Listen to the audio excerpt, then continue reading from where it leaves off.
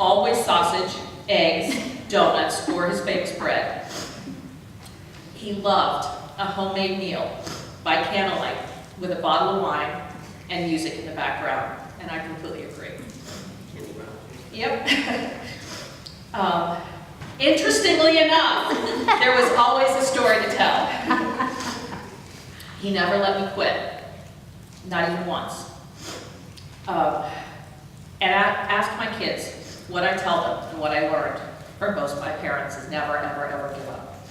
He always loved me, no matter what, always supported me, always pushed me, and always with a smile and the knowledge that he was there to catch me if I fell.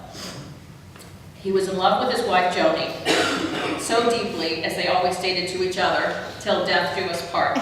They had a partnership, an amazing example of a marriage that enriched their lives and nurtured a family across the world.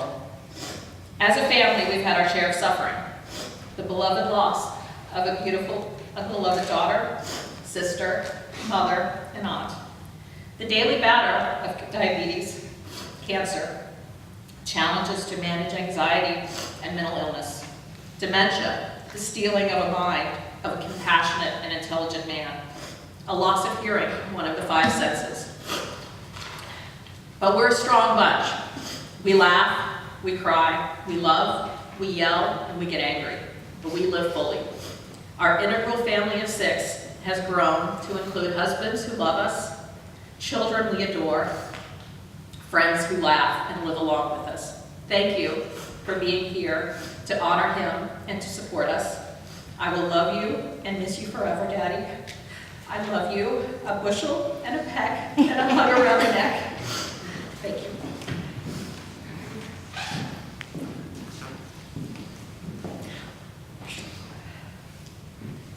So tiger number 2, second daughter.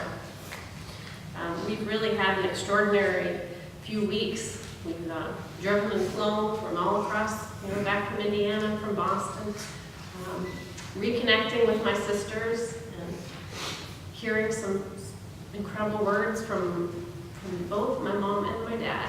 We've all sort of made it through these days.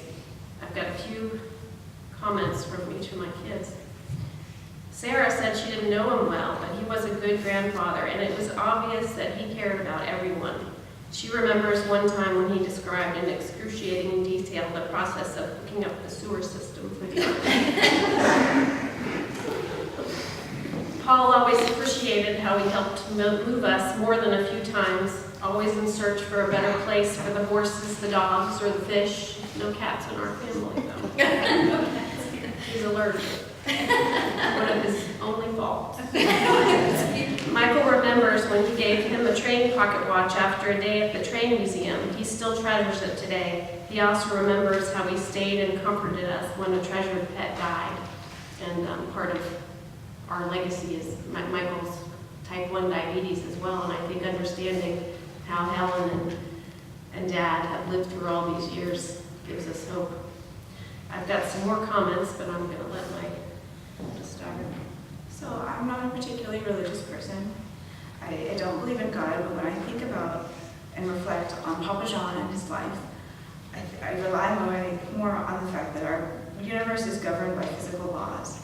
And when we think about what happens and how to cherish every moment that we have, I know that I rely on the law of conservation of energy, in that no energy is created or destroyed, and instead it is simply transformed or transferred, and change is the only irrefutable constant.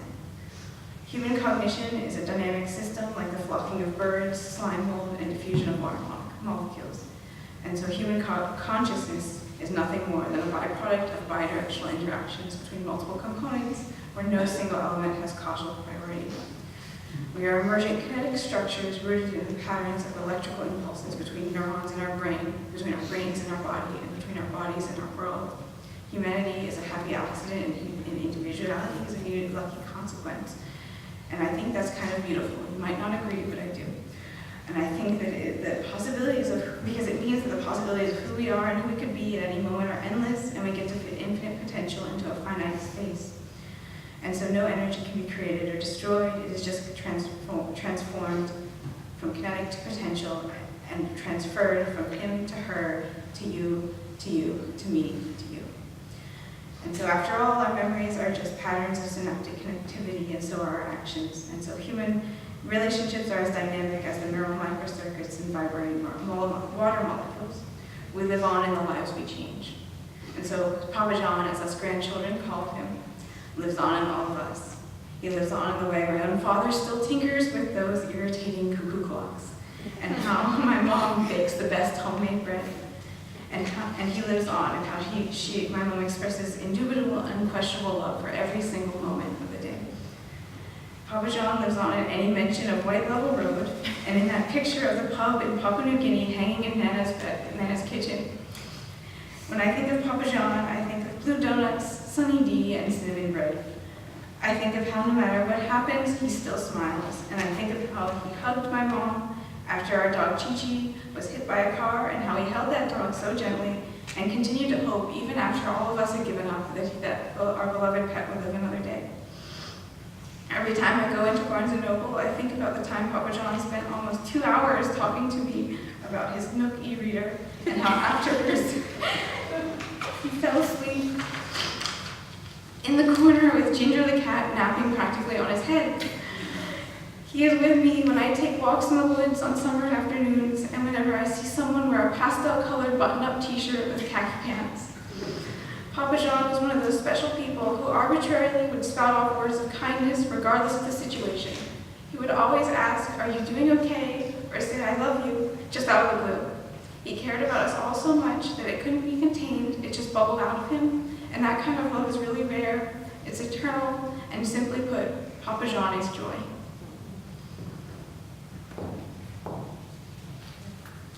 If life was judged by work accomplishments alone, then Papa John had 2 very successful careers, but he exceeded in the most important facet of life. He was a loving father, husband, and son. He was able to succeed at his work as an accountant for Exxon, and in a second career as an educator and provider of assistive listening devices for people who are hard of hearing. To me, he was a patient, supportive father who was always exceptionally gentle and kind. He was involved in what we were doing and always stopped to listen to tell us how he loved us. I can remember many talks on the way to a horse show, a friend's house, or to school. He was a bit of an extrovert. He never met a stranger. We were not extroverts for the most part. We were never surprised to see him talking to just about anyone, someone in the grocery line, in a waiting room, at a gas station, just about anywhere. Somehow we seem to have inherited that trait, as I find myself starting a conversation wherever I am, and I know I have him to thank for that. In a sense, it's a window into understanding the humanity of strangers. My father repeated a couple statements throughout my life, and I try to live by them today.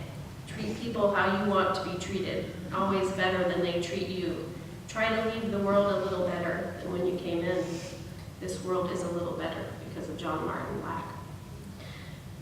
One of the things I was reflecting on in the last few weeks is we had a couple extraordinary days with him. And some of the stories we all appreciated and dreaded to hear them at the same time. Some were prone to Black exaggeration.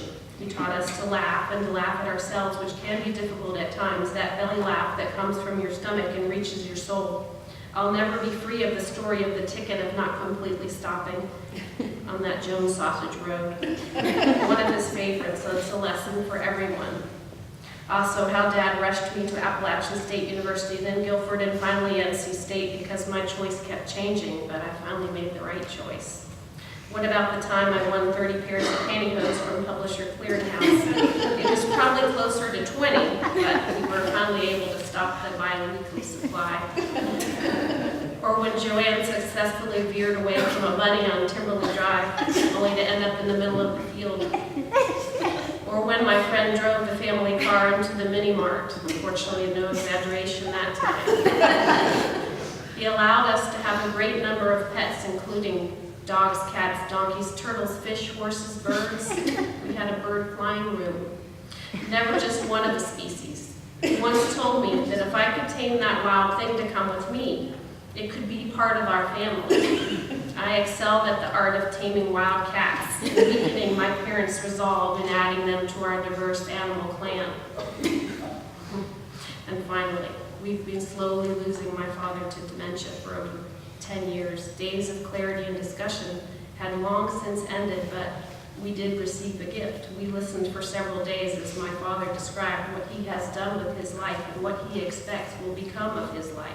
He had been self-aware and focused on this lesson to anyone that can listen. His cognitive state seemed to be improved, and it seems improbable that after being stolen by dementia declined. It was a fleeting glimpse of an honorable man who loved his family and wanted to make this world a better place. Some may say that it was a gift from God. Some may say his brain was in absolute focus as the end was near. We will move forward with a sense of gratefulness and sadness. So these are his words.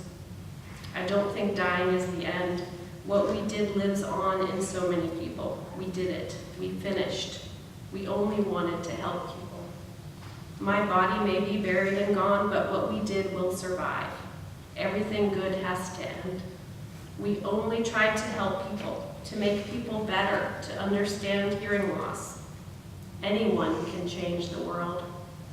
Life only goes by one time. And finally, if this was my last bite of vanilla milkshake, every last bite. And then he said, turn off the light.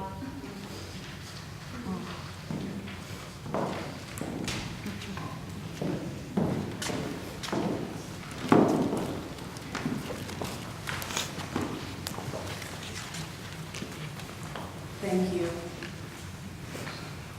This time I want to invite, if there are any others who would like to tell a story, to come and tell it, because there are so many people using